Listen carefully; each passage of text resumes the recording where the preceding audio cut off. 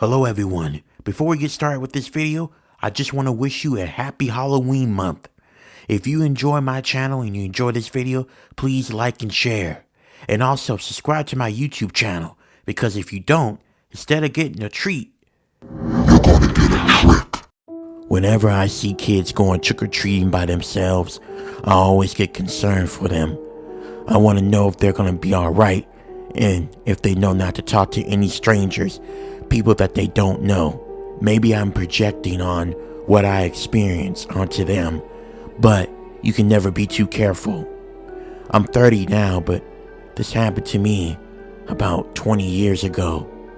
I was 10 at the time. It was around 2005, and I was going trick-or-treating with my friend Jose.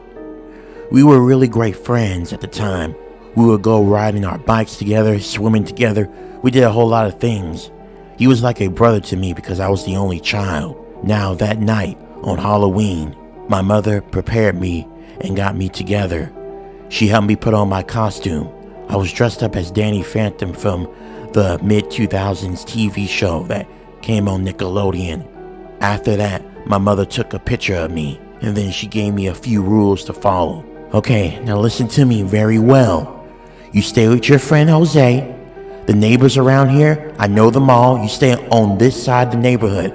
Don't go nowhere else. Okay, don't talk to strangers that you don't know. And if anyone tries to lead you to their car, you run away and you scream out, "Stranger danger." You understand me? Yes, Mom, but we're gonna be fine. We're just gonna be around the neighborhood. No one's gonna bother us, I reassured my mother. Okay, don't argue with me. I'm doing this for your safety. Okay, I love you. I just want to make sure you and your friend are safe. Before I could respond to her, the doorbell rang. I ran over there, knowing who it was, and I opened it, and it was Jose. Jose, you ready? Yeah, I'm ready. I'm ready to get a lot of candy. Mom, can we go now? I asked my mother.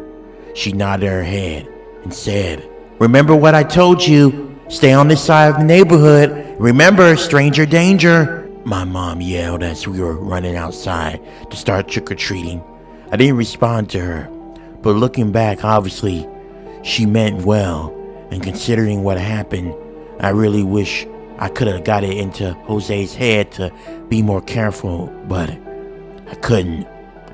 But anyway, as we were going around trick-or-treating, we got plenty of candy. Once we got done going through all the neighborhoods and asking for candy, we still had a little more time left. That's when Jose suggested something. Hey, let's go in the other parts of the neighborhood and go trick-or-treating there. I'm pretty sure they got lots more candy. At the time, as I'm thinking about it, I really should have shot down that idea, but we were 10 years old and we were on a candy rush trying to get the most candy. So against my better judgment, I told Jose, okay, but we definitely gotta hurry because my mom is gonna get mad at me if she finds out that I'm on a different side of the neighborhood and I'm not on our neighborhood. Don't worry, it's gonna be very quick.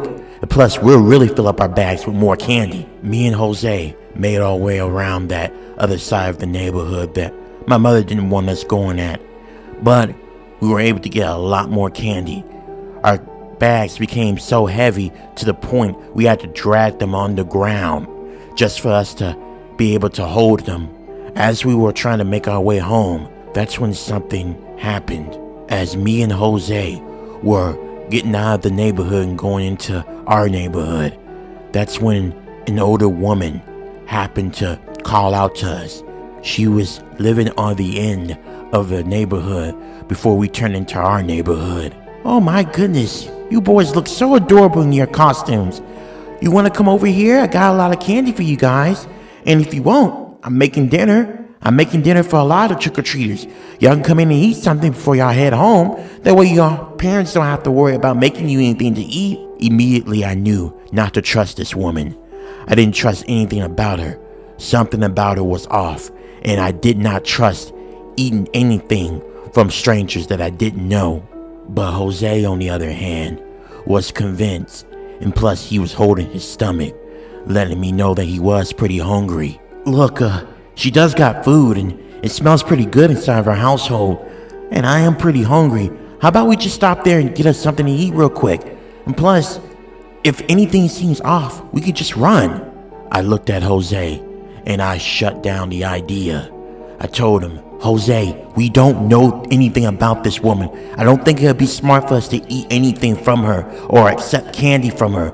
We should just stick with the neighborhoods that we know, because we know everyone there. We don't know this woman. And besides, I'm pretty sure your mom will be happy to make something for you. Let's just go, come on. You're just being a chicken. I'll go myself. Besides, more food for me. Jose began to run into the direction of the woman's house. I tried everything I could to stop him, but he wouldn't listen. He went inside the house, and the woman smiled at him, and then she closed the door behind him. I figured I'd just wait. If he's right, and the woman is friendly, then maybe nothing won't happen. So I waited.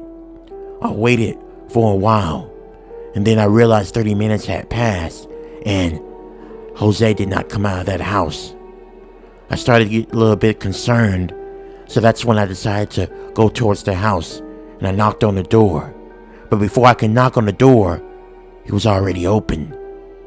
I walked inside the house, calling out to Jose, but there was nothing. It was quiet. I also noticed that the house was pretty empty. There was no furniture. Matter of fact, there was not even no candy, nothing decorated for Halloween. Something was very wrong. And I decided I was going to turn around and leave the place and just tell my mother about what happened. But before I can do that, I saw something hanging from the ceiling. I thought maybe it was a Halloween decoration or something. So I grabbed my flashlight and I shined my light on what I saw. And what I saw, I really wish to this day I never got out my flashlight and shined it. What was hanging on the ceiling was not no Halloween decor. It was Jose. Jose was hanging up there, and he was dead. I just knew it. His eyes were wide open, like he saw something terrifying. And what made it more worse was his feet. His feet were missing. They were chopped off, as I saw blood pouring down on the wooded floors of the house.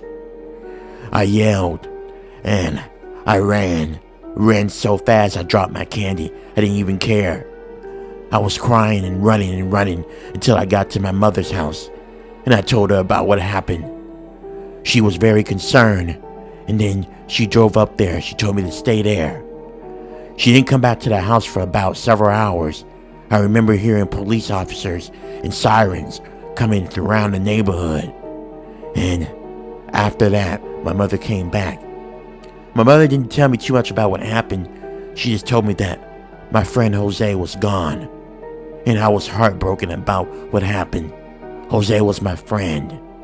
But I didn't get to learn the extent of what happened until a couple of years later when I was 15. Till then, I just knew that Jose was gone and that old woman had something to do with it. But then what my mother told me when I was 15 was even more disturbing, and it really hurted me. So from what the officers and authorities could tell, what happened was Jose went inside the house, and the woman, that elderly woman, was not alone. There was a man with her, and that man was her son. The man had a history of abusing kids and harming kids, and the mother would cover up for him. She and her son would lure little kids inside their house, and then they would torture them. I'm not going to get into the details, but they would do some horrible things to those little kids before they kill them. And so, Jose probably suffered, thinking that there was food inside the house and candy. All the while, Jose was harmed. And then, after he died, her son chopped off my friend Jose's foot. And from what the authorities said and told my mother, he ate Jose's foot. Both of them. It was horrifying. I remember my mother telling me how Jose's family reacted, and they were really devastated. Devastated is not even the word to describe. It was just horrible all around. And looking back on that event, I hold myself responsible. The minute Jose wanted to go on the other side of the neighborhood to go trick-or-treating, I should have put my foot down and said no. And even if he had gotten mad at me, I don't care, because maybe if I had told him no and been more stern with him, he still would have been alive. As for the woman and her son, eventually, from what my mother told me, a year later they were caught and arrested. The son is currently serving a very long, lengthy prison sentence, while the mother passed away while in custody from a heart attack. And to be honest with you, I really don't care. I'm glad she got what she deserved. I just hope that the guy get what he deserves next, and I hope that he never, ever lives a long life. I hope that he dies in prison. I just hope Jose is resting peacefully, knowing that his killers were brought to justice.